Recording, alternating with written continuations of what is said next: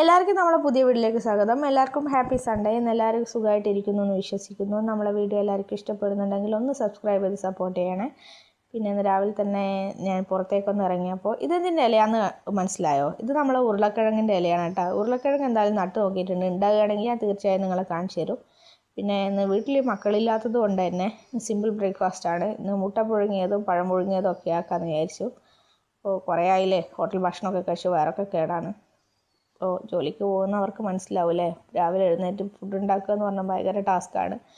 അപ്പോൾ മുട്ട പുഴുങ്ങി കഴിഞ്ഞപ്പോഴാണ് ഒരു അത്ഭുതം. ഞാൻ നിങ്ങൾക്ക് കാണിച്ചു തരാം. നമ്മളെ മുട്ടക്ക് ഉണ്ണിയില്ലടോ. ഉണ്ണിയില്ലാത്ത മുട്ട നിങ്ങളിതിനു മുമ്പ് കണ്ടിട്ടുണ്ടോ? ഞാനിതുവരെ കണ്ടിട്ടില്ല. അതുകൊണ്ടാണ് എനിക്ക് അത്ഭുതം കേട്ടോ. അപ്പോൾ എന്താണെന്നറിയില്ല, അംഗവൈകല്യം സംഭവിച്ച കോഴിയായിരിക്കുമോ.